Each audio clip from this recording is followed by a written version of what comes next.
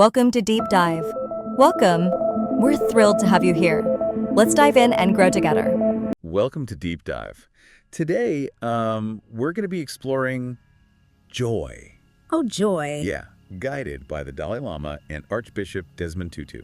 That's going to be really insightful, I think, especially because we're looking at this idea of deeper well-being. Right, it's not just like fleeting happiness, it's something more. Exactly. So, for anyone who might not be familiar, the Dalai Lama is the spiritual leader of the Tibetan people. Yes. And a globally recognized advocate for things like peace and compassion.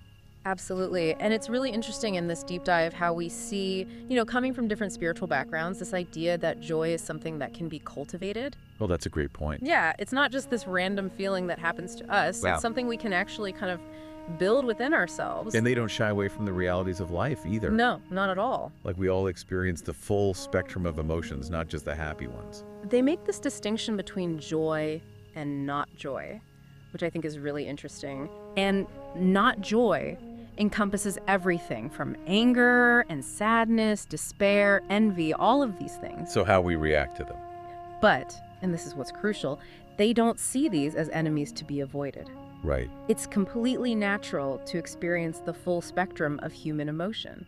I think that's reassuring, honestly, to hear that. It is. It's not like, oh, we have to always be striving for this. Yes, and that's exactly what they emphasize. Okay. That it's about how we respond to them and how we can, through certain practices and attitudes, actually prevent those not joy emotions from sort of taking over. So build up a resistance to it? They use this term mental immunity.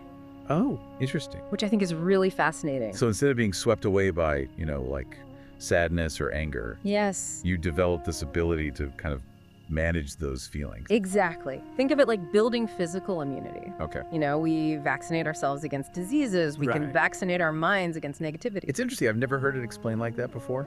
The Dalai Lama, especially, being deeply rooted in Buddhist philosophy, brings a lot of wisdom from meditation and mindfulness practices as tools for cultivating this mental resilience. So it's not just positive thinking. Right. It's about developing skills, mental skills. That makes a lot of sense. To help navigate those inevitable tough times. Yeah, we all go through them. We do. And what I find really fascinating is that the Archbishop, coming from a Christian perspective, yes, complements this idea. He focuses on the power of faith and forgiveness as pathways to overcoming these, negative things. Right. Finding that inner peace. So even though they come from different backgrounds, they're different backgrounds. They seem to arrive at a similar understanding. They do. It's like they're offering different paths. Up the same mountain. Exactly. Each drawing on its own unique traditions, but ultimately leading to a more resilient, joyful way of being. Yes. I'm starting to see why this book has resonated with so many people. It's not just abstract philosophy. Right. It offers a very tangible roadmap for transforming our relationship to our own emotions. Yeah, I think so many people are looking for that. You hit the nail on the head. Something practical. This book doesn't tell you to be happy. Right. It provides tools to help you get there. Okay. And that's why I think anyone who is genuinely interested in living a more fulfilling, joyful life, this is a book to read. So it's not just a feel-good read. No, it's a guide. With real-world application. It's filled with anecdotes, teachings, even practices that can help us build that mental immunity and develop a more peaceful, joyful approach to life. And I think what's really compelling is how they illustrate these concepts with stories from their own lives. Oh, okay. And the lives of others. So real-world examples. Yes, absolutely. Speaking of those real-world applications, I think what really struck me is how they tackle the big obstacles to joy. Right, the things that get in the way. They don't sugarcoat it. Yeah, the challenges. Yeah, I mean, they go deep into things like stress, anger, sadness, The emotions we all struggle with. All the time, right. And they actually see these not joy emotions as almost epidemic in today's world. Okay. Particularly stress and anxiety. I can see that. I mean, our modern lifestyles are really, it's true. This constant demand. Yeah, there's so much coming at us all the time. Information overload. Right. It's really amplified our fear responses to an unhealthy level. So many people feel just completely overwhelmed. All the time. Yeah, constantly. And it's interesting because they both emphasize that fear in itself is not the problem. Right. It's a natural human emotion. Like we need it to survive. We need it to survive, exactly. Yeah. The problem is when it becomes distorted and exaggerated, leading to that chronic stress and anxiety. So learning to manage it. That permeates everything. So it doesn't control us. Yeah, and they offer several practices and perspectives for dealing with these overwhelming feelings. The Dalai Lama often talks about the power of reframing our experiences. Reframing. Yeah, and he shares a story about, getting frustrated when his flights would be delayed. Oh, I can relate to that. Right. We've all been there. I get pretty grumpy when my travel plans go awry. He was seeing it as this personal inconvenience, right? Yeah. But then he realized, wait a minute, I could choose to see this differently as an unexpected opportunity. To like meditate or something? You meditate or catch up on reading. That's a good idea. Yeah, so instead of being consumed by frustration... You find a way to make the most of it? Yeah, he'd shift his perspective and make the most of that situation. I like that. So it's about challenging those automatic negative reactions. Okay. And finding a more constructive way to view things. Not pretending everything's perfect. Right. But just finding that more mindful. A more mindful, spacious approach to life's inevitable bumps, right? Yeah. And that's where the Archbishop's perspective on forgiveness really comes in. They both really emphasize forgiveness as being key. Yes.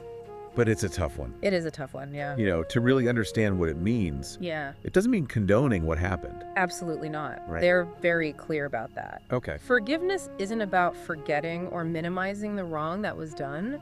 Okay. It's about choosing to release the bitterness and anger that are holding us captive. So you're not letting the person off the hook. Right. But you're freeing yourself. They actually have a really great analogy. They say holding on to resentment is like drinking poison and expecting the other person to die. Wow. Yeah, that's powerful. Right. You're only hurting yourself. You're only hurting yourself in the end. Right. And the Archbishop shares this really moving story from his work with the Truth and Reconciliation Commission in South Africa. Oh, wow. About a mother who forgave the person responsible for her son's death. That's amazing. It's an incredible example of forgiveness in action. Real, true forgiveness. And it shows that forgiveness, even in the face of unimaginable pain and loss, can be a pathway to healing and liberation. It's so powerful. They believe that when we forgive, we're not condoning the act, but we are freeing ourselves from that burden of carrying the anger and resentment. Like breaking free from chains of the past. Exactly. And the Dalai Lama adds another layer to this. Okay. He suggests we cultivate compassion even for the person who harmed us. Even for the person who harmed you. Yeah. I know it sounds tough. It's hard. It is, Yeah. but he encourages us to consider that no one is born with the intention to cause harm. Okay. Their actions are often driven by their own pain, their own fear, their own ignorance. So trying to understand where they're coming from. Recognizing their humanity. Okay. Seeing them as a flawed human being. Rather than a monster. Yeah, who made a mistake. Yeah. And that shift can help to soften our anger and create space for compassion. Okay. But they both acknowledge that this is a journey. It's not just like, oh, I forgive you. No, it's not a one-time event. Oh. It's something we may need to practice repeatedly. Over and over. Strengthening our capacity for empathy and understanding. So it's about choosing to heal your own heart. Beautiful. That's a great way to put it. Not necessarily about the other person. And this ties back to that idea of building mental immunity. Right. The more we cultivate these qualities of compassion, understanding. And become less reactive. Less reactive to the inevitable hurts and disappointments. Yeah. Life is full of them. It is. We haven't even touched on sadness, though. That's another big one. Yeah, and the Archbishop has a really unique perspective on sadness. Okay, I'm curious, because most people would think that's the opposite of joy. It seems that way, right? Yeah? But he believes that sadness, while painful, can actually be a pathway to empathy and compassion. Interesting. He argues that embracing our own sadness, allowing ourselves to feel it fully, can connect us more deeply to the suffering of others. So it's like a shared human experience. Exactly. That we all go through. Recognizing our shared humanity, that we all experience pain and loss. Yeah. And while difficult, this shared experience of sadness can create a bridge Of understanding. of understanding and compassion, Okay. reminding us that we're not alone. Oh, we're not alone in this. Yeah, and they both emphasize that empathy and compassion are essential foundations. For that lasting joy. Yes, it's not about denying the difficult emotions, Okay. but about learning to navigate navigate them in a way that fosters connection. So true joy encompasses the whole spectrum Yes. of human emotion. The light and the dark. The highs and lows. It's about finding a way to embrace it all with an open heart. That's beautifully said. And while acknowledging the reality of sadness, they also remind us of the power of humor. Yes. They both have such a wonderful sense of humor. I can imagine. They see humor as a powerful antidote Oh, yeah. to stress, anger, even despair. And they're not talking about just telling jokes, but about cultivating a playful, lighthearted approach Yeah. to life. Finding the absurdity in everyday situations. Finding the absurdity, learning to laugh at ourselves. Yeah, not taking ourselves too seriously. And remembering to find joy in the simple thing. The simple things. They believe that humor can help us detach from our worries Okay. and connect with others Through laughter. in a more lighthearted way. Yeah, it's like a shared experience. Right, and this brings us to another important point. Okay. True joy is not a solitary pursuit. You mean it's not about isolating yourself? Yeah, it's about connection with others. So it thrives in community. They believe that we are fundamentally social creatures, Makes sense. wired for connection and belonging. Yeah. And true joy thrives in community, in loving, supportive relationships. So those relationships are crucial. They really are. Yeah. Strong social connections provide us with a sense of purpose, belonging, and support, It all makes sense. which are all crucial for our well-being. We need those people we can lean on. Absolutely. Who understand us. And celebrate our joys. Exactly. But it goes beyond just spending time with loved ones. It's about cultivating that sense of belonging to something larger than ourselves. So it could be like a spiritual community. It could be a spiritual community, Group of like-minded people. like-minded individuals, a sense of connection to nature. Even nature. They believe that expanding our circle of concern beyond just ourselves Okay. to include our communities, our world, all living beings can actually lead to a deeper, more expansive sense of joy. So we're tapping into something bigger That's a beautiful way to describe it. than just our own experience. And this brings us to some of the specific practices Oh, good. they suggest for cultivating this Oh, okay. sense of connection and expanding our capacity for joy. I'm eager to hear about those. Yeah, they have a lot of wisdom to offer, So we can move beyond just talking about joy. to actually embodying it. Okay, so we've talked about the obstacles to joy. Things like forgiveness, compassion, connection, all of that. What are some of the actual practices they recommend for cultivating joy in our lives? Yeah, they offer a whole toolkit of practices, and each one is designed to kind of strengthen those inner resources and help us shift from that not joy to a more enduring experience of joy. So real tangible things we can do. Exactly. Not just like, I'll be happier. Right. And one of the most fundamental practices they emphasize is gratitude. Okay. They talk about the importance of recognizing and appreciating the good in our lives, even amidst the challenges, right? That makes sense. It's about shifting our focus from what we lack to what we already have. So noticing the good. Exactly. And it's not just about feeling grateful for, material possessions or accomplishments, but about cultivating an attitude of appreciation for the simple things we often take for granted. The simple things, right? Yeah, the warmth of the sun, a good cup of coffee. Little things. The laughter of a loved one, these seemingly ordinary moments can become sources of joy. When we view them through that lens of gratitude, Exactly. it's like that saying, happiness is not having what you want, but wanting what you have. I love that. It's about shifting our perspective. Yeah. To appreciate the abundance that's already there. Okay. And what's fascinating is there's actually a growing body of research Oh, really? that supports this idea that gratitude has a profound impact on our well-being. Interesting. Studies have shown that practicing gratitude can reduce stress, improve sleep, boost our immune system, So it's not just a feeling, it actually has and even increase feelings of happiness and contentment. tangible effects. Real benefits. Okay. And the Dalai Lama and the Archbishop offer several suggestions for how we can actually cultivate gratitude in our daily lives. Okay, like what? One simple practice is to start a gratitude journal, Oh, I've heard of that. where you write down just a few things you're grateful for each day. Forces you to think about it. It could be anything, the roof over your head to a kind gesture from a stranger. Yeah, okay. They also suggest incorporating gratitude into our daily routines. Oh, right. Like, for example, before each meal, Well, that's a good one. take a moment to appreciate the food you're about to eat Yeah. and the people who made it possible. Right.